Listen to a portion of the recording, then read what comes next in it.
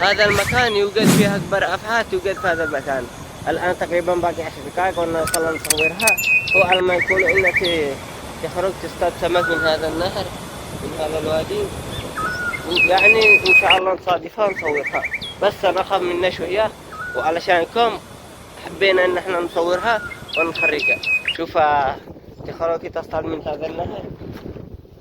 الآن باقي 5 دقائق أو أقل وصلنا عند يعني نقطع هذا النهر، وبعده يعني وصلنا إن شاء الله نصادفها. لا مش إن شاء الله، علشان أنا أخاف منها، وأقول إن شاء الله نصادفها. إن شاء الله ما نصادفها لأنه أنا أخاف منه مرة الأفاعي، يعني الله يستر منها. أنا أول مرة أنا علشانكم بس أجيت، إلا ما أجيت يسلمونا، بس أنا خاف بس علشانكم أجينا. الآن تقريبا 4 أنفار أجينا لهذا المكان.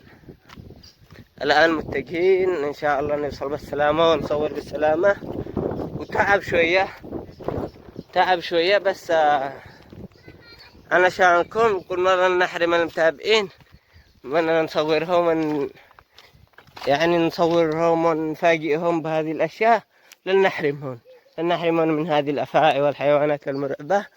شوفوا أنا في شجر وفي شوك تعب، يعني تمر في شوك، تمر في شجر، تمر في طريق.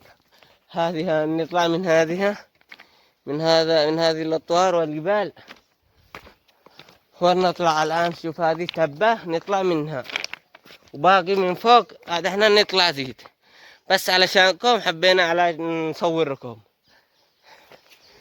شوف هذا هذا يوجد فيه أفاعي، هذا يسمى تبة الأفاعي. هذا بس خلي احنا نبتعد. هذا يوجد فيه أفاعي بس صغار، هذه تسمى تبة الأفاعي. باقي أفاعي أخرى خلي احنا نهرب من هنا. هذه تبة الأفاعي. شوفوا أنا الآن تعبت، بس أوضحنا بدل التعب يفعلوا لايك واشتراك عشان الفيديو يرتفع على وغيركم يستفيدوا. وتحياتي تعبت. باقي شوية وش نرجع نصور، وخلونا ننسوا شوية وبعدين نرجع نصور. مع السلامة، تعبت. والآن وصلنا مكان الحياة بالضبط. شوفوا الأماكن هي خطيرة شوية، بس علشانكم وصلنا. هي مستولية على هذا المكان كامل.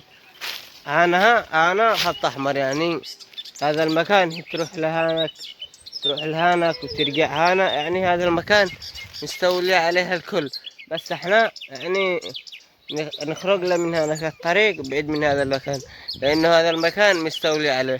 لحين هي أنا قلت لها أنا علشانكم بس، ولا هي لحين هي موجودة، يمكن أنا أعتقد إنها موجودة، بس مكانها تحت الأرض. مكان يعني مستولي معاها عدة طرق تنزل هذه الأماكن. شوفوا الأماكن هذه تنزل هذه الأماكن وترجع. شوفوا مكانه خطير شوية. وهذا هذا المكان يعني بس ما حد يقدر يقتلها، ما حد، حتى بسلاح تجرب تقتلها بسلاح تقدر ما تقدر، لأنها تقاوم حتى السلاح ما حد يقدر يقاومها. وهي ما بلا من هذا العينة موجودة إلا حبة فقط في هذا المكان، في حبة غيرها هناك بعيد هناك في هذاك المكان بس أصغر منها، لكن هي يعني تعتبر من أكبر الأفعى اللي موجودة في هذا المكان. وإن شاء الله بنصورها الثانية إن شاء الله، بس الثانية ما احنا داري وين نوقعها، يعني نشوف مكانها يعني تشوف مكانها وهي تروح لها، ويوم ثاني تلقاها في مكان ثاني. أول يوم تشوفها في هذا المكان، وثاني يوم تشوفها في مكان ثاني. بس هذه يعني معاها بيت يعني ما هي من كثر كبرها، يعني ما تخاف من حد. ما بيت واحد، بيتها تقريبا هنا. هل احنا نقرب بس ممكن ننتهي مع بعض. يعني أنا أخاف شوية منهم. لا تدري كنت أزرق فوق تقاومنا. شوفوا هذا مكانها تسكن هنا. والآن شفناها بالضبط. شوفوا هذه الأفعى اللي كلمتكم عليها، الآن وصلنا عندها بالضبط.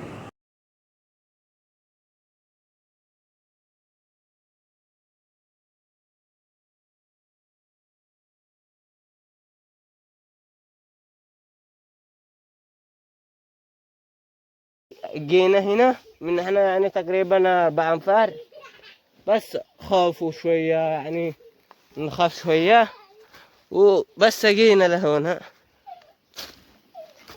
بسم الله. هل احنا نفهم.